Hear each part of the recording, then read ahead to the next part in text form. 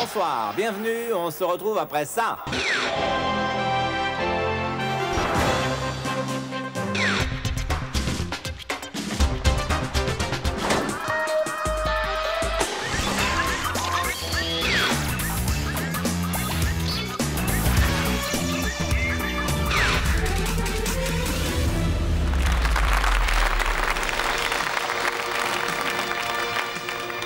Après ces 2 dimanches de débâcle, tout le monde fait pression sur le président de la République. Tout d'abord les Français. Ouais, il faut virer Cresson. Yes. Il y a les journalistes aussi. Je crois que c'est clair, il faut virer Cresson, ça. Les hommes politiques de droite. Écoutez, il faut virer Cresson. Et même ceux de gauche. Il faut virer Cresson. Il faut virer Cresson. Le président se devait de réagir. Attention, ça va aller très vite. Qui est cette élite Cresson dont tout le monde me parle, hein? Remise des Oscars dans quelques minutes, le président de l'Académie annoncera le nom du gagnant. Alors, les nominations pour le prochain Premier ministre français sont Jack Lang, Pierre Beregovoy, Edith Cresson et Raymond Barre. Le gagnant est... Vas-y François. Bon, bah, si tout va bien, on devrait connaître le nom du gagnant d'ici quelques... D'ici à quelques jours. Voilà, sans transition, pour y voir plus clair, l'analyse de nos politologues, Michel Cotta et Gérard Carrérou. Alors, Pierre Beregovoy, Premier ministre, bon choix, mauvais choix? Bon choix. Mauvais choix. Merci. Y a pas De quoi. Voilà, sans transition, je reçois maintenant Pierre Beregovoy et son ministre de la Ville, Bernard Tapie. Bonsoir, monsieur. Salut, bonhomme. Ah, alors monsieur Beregovoy a finalement peu de surprise dans votre gouvernement par la nomination de Bernard. Monsieur le ministre, t'es gentil, hein? Pour être tout à fait précis, nous ne sommes pas là pour surprendre, mais pour travailler. T'as vu la classe du mec? Un cador. Non mais attends, ce mec-là, il a même pas le bac, même pas le certif, que dalle. Hein, Pierrot, que t'as pas le certif, hein? Pour être tout à fait précis, je suis autodidacte. Ah, le bestiau, t'as vu comment il t'a mouché? Ça, c'est la classe. Oh, il a pas l'air comme ça avec sa tronche de retraité des chemins de fer, là. Ses lunettes sécu à 15 balles, ses chemises en plastoc. On dirait le grand-père Allège Valéza. Mais il s'en fout, Pierrot, il est pas là pour frimer, il est là pour bosser. Hein, Pierrot, que t'en fous d'être sapé comme une merde, hein? Bernard Tapie, s'il vous plaît... Laisse, Pierrot. Dis donc, toi. C'est pas parce que t'as fait des études qu'il faut te moquer des analphabètes, hein? Autodidacte. Ouais, inculte, quoi. Quand je vois ça, je suis troué. L'autre, il passe 15 ans à faire des études de mes couilles. N'empêche, résultat des courses, Pierrot, c'est peut-être un bourricot, mais il est Premier ministre, lui. Non, monsieur Tapie, s'il vous Mais plaît... laisse, Pierrot, je te défends. Parce que toi, je te l'ai déjà dit, ici, ça s'appelle Bernard. Et oui, je sais, c'est sévèrement... gna gna. Sévèrement quoi? Burné, monsieur le ministre. En tout cas, le choix du prochain Premier ministre n'est toujours pas arrêté. François Mitterrand consulte. Accepteriez-vous d'être mon Premier ministre, hein? Oh, écoutez, donc, Le monsieur ne te demande rien.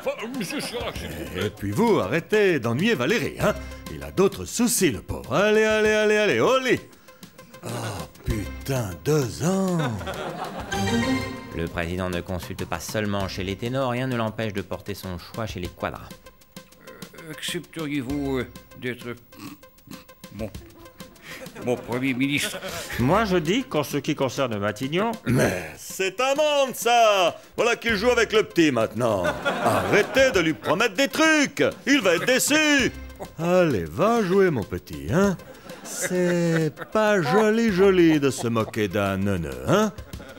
Oh, putain, 2 ans.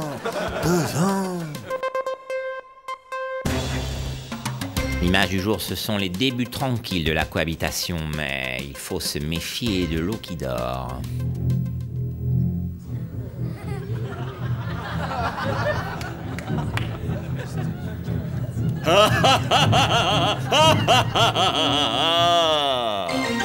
Une composition du gouvernement que nous découvrons ensemble. Conservateur 87%, agent de saveur 9% et anisette 4%. En tout cas, le gouvernement s'est aussitôt mis au travail. Il a communiqué il y a quelques minutes ses 3 premières mesures: baisse des taux d'intérêt d'un demi-point, suppression des charges sociales pour les moins de 25 ans et invasion de l'Allemagne par l'armée française. Quoi ? Ah oui, c'est vrai, j'oubliais. François Léotard est notre nouveau ministre de la Défense. L'image du jour, c'est en exclusivité pour les Guignols la composition du futur gouvernement Balladur. Un gouvernement aussi équilibré que la dernière fois, on le voit, 50% pure laine et 50% acrylique. Voilà, sans transition, je reçois Édouard Balladur et Gérard Longuet. Bonsoir, monsieur Darva. Bonsoir. Tout d'abord, monsieur Longuet, comment avez-vous vécu ce week-end votre démission? Je me sens libéré. Monsieur Balladur? Il fallait calmer le jeu et je remercie monsieur Longuet de m'avoir présenté spontanément sa démission. Saloperie. Monsieur Longuet, vous êtes d'accord? Il fallait calmer le jeu? C'est ça. Calmer, il faut se calmer. Se calmer, c'est ça le plus important, se calmer. Pour ne pas gêner le gouvernement, c'est ça? Exactement. Ne pas gêner le gouvernement. Mais pourquoi moi? Mais monsieur Balladur, pourquoi ne pas avoir demandé cette démission il y a 15 jours? C'est-à-dire qu'il y a 15 jours, je ne sais pas, je voulais lui demander, et puis une fois dans mon bureau, monsieur Longuet a réussi à me convaincre de sa bonne foi. Saloperie. Et avec quels arguments? Mon Dieu, avec ses arguments à lui, sa vision politique, sa connaissance des dossiers et surtout sa nature, disons, énergique. Oui, je comprends. Et pourquoi avez-vous osé alors demander avant-hier? Saloperie. Mon Dieu, eh bien, c'est-à-dire que l'occasion s'y prêtait mieux. J'étais loin, j'étais à Lille et Nicolas a bien voulu lui annoncer la nouvelle. Ça se paiera. Monsieur Longuet, vous avez l'air un peu tendu. Pas du tout. Je suis d'accord avec monsieur Balladur, il faut calmer le jeu, le calmer. Calmer tout ça, de toute façon, ça va se calmer. Parce que sinon, c'est moi qui vais calmer tout le monde. Mon Dieu. Non, pas de crainte, la machine à perdre n'est pas relancée. Exactement. Ne pas relancer la machine à perdre. Saloperie, mais pourquoi il n'y a que moi qui perdrais? Mon Dieu. Je vais tout faire péter, moi. Sécurité. Parce que moi aussi, j'ai des noms. Là, sans transition, la dernière minute de l'émission. L'image du jour, c'est la cote de popularité d'Alain Juppé, qui aujourd'hui a fait une remontée spectaculaire pendant quelques secondes. Attention, ça va aller très vite. Jacques, je démissionne. J'accepte. Et je te renomme Premier ministre. Le remaniement ministériel a occasionné une grande agitation à Matignon aujourd'hui. Dis Alain, c'est quoi ce truc-là? C'est pour l'arbre de Noël? Non, je consulte pour le nouveau gouvernement. Oh, putain. Eh oui, Jacques, il n'y a plus que ça qui nous soutient. Eh ben tant pis, prends des baladuriens alors. Remaniement toujours avec une sensibilité beaucoup plus balladurienne, donc pour ce gouvernement Juppé 2. Mais oui, il était temps, il faut écouter les baladuriens. Les baladuriens ont plein de choses à dire dans ce gouvernement. Ah bon? Quoi par exemple? Plein de choses. Escrocs, voleurs, voyous, salauds, vous nous avez piqué notre boulot, tas d'incapables, on va vous pourrir la vie jusqu'au bout, crevure, charogne, enfin des trucs constructifs quoi. Hier donc, Jacques Chirac a nommé Lionel Jospin Premier ministre, une nomination sans protocole, sans déclaration officielle, qui s'est faite tout naturellement. J'entends dire, ici ou là, Lionel Jospin a gagné. Il est Premier ministre. Il va diriger le gouvernement de la France pendant 5 ans. Eh bien, c'est vrai. Eh ouais. Il est étonnant, non? Quel camp, putain, quel camp. Ce matin à 11h, la passation de pouvoir a eu lieu entre Lionel Jospin et Alain Juppé. Leur entrevue n'a duré que 12 minutes. Voilà, les dossiers sont là, amusez-vous bien.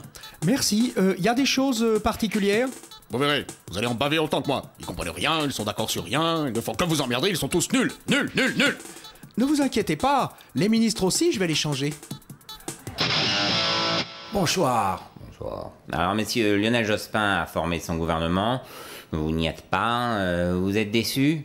Non, tu es déçu, toi, Henri? Non.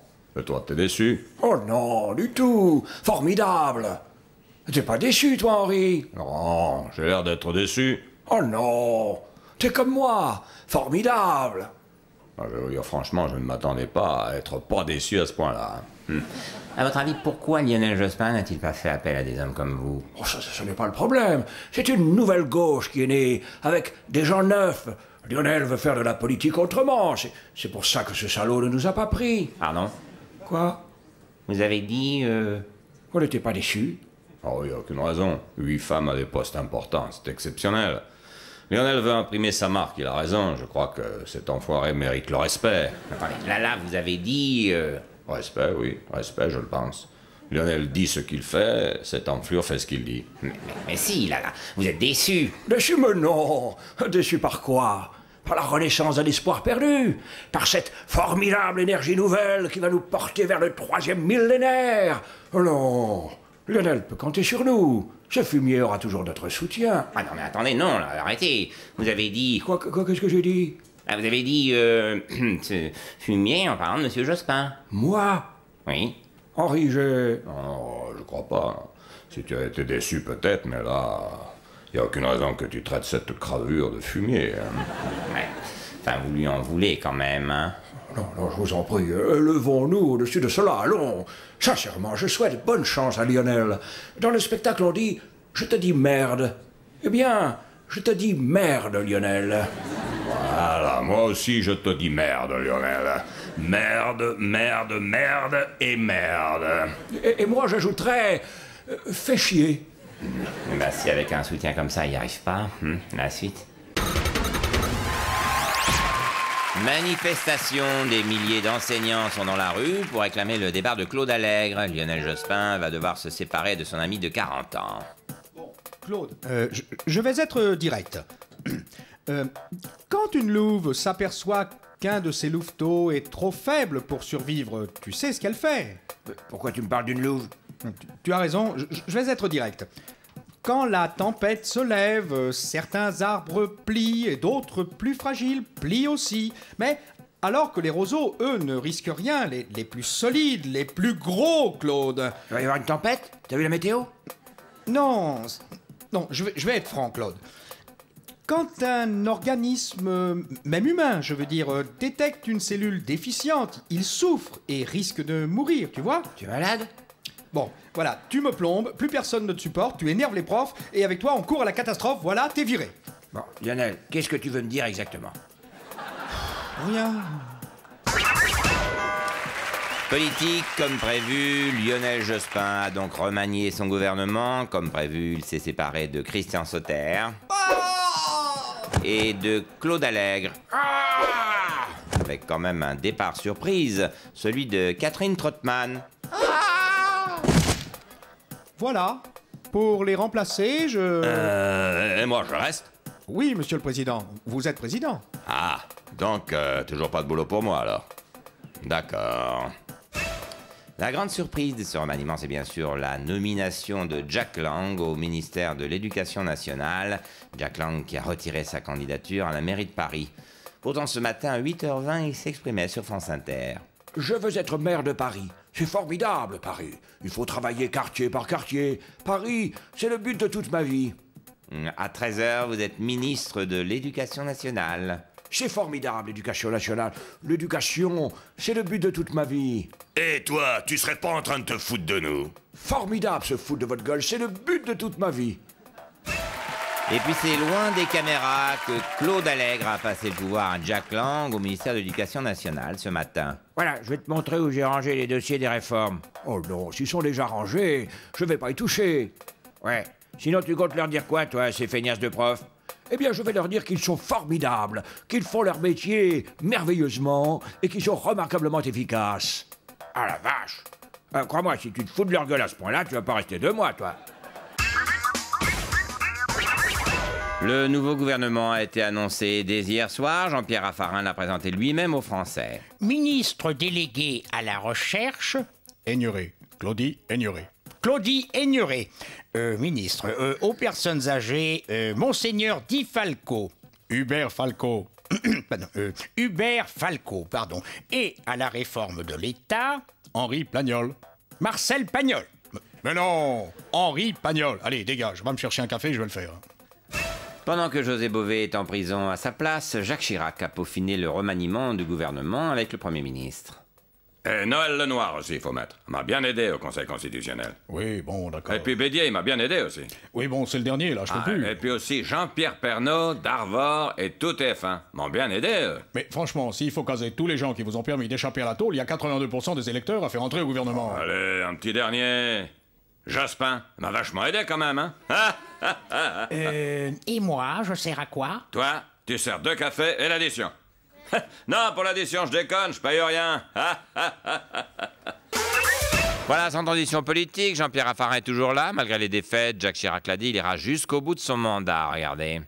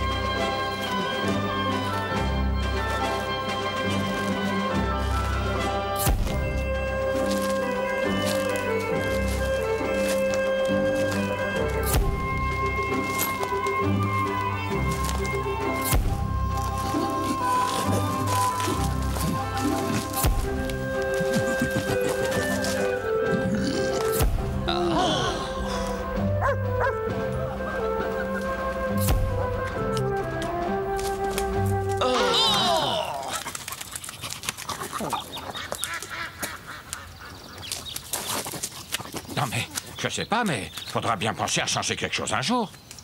T'as raison. Faut y changer l'eau à Raffarin, sinon il va clamser. Oh, et... Donc hier, Jacques Chirac a promis, quel que soit le résultat, de changer de Premier ministre. Alors qui pour remplacer Jean-Pierre Raffarin? Il faudra un candidat solide. Je tiens tout d'abord à saluer l'excellent travail de mon prédécesseur. Pardon, l'excellent travail de Jean-Pierre... Oh, j'y arriverai pas. Vas-y, toi, c'est pas possible. Oh, c'est fastoche. Alors, je tiens à saluer l'excellent travail de Jean-Pierre Raffarin. L'excellent... Ah non, c'est trop dur. Essaye-toi, moi, je peux pas. Eh bien, je voulais... Oui, alors celui qui sera nommé Premier ministre sera celui qui arrivera à faire l'éloge de Jean-Pierre Raffarin sans rire.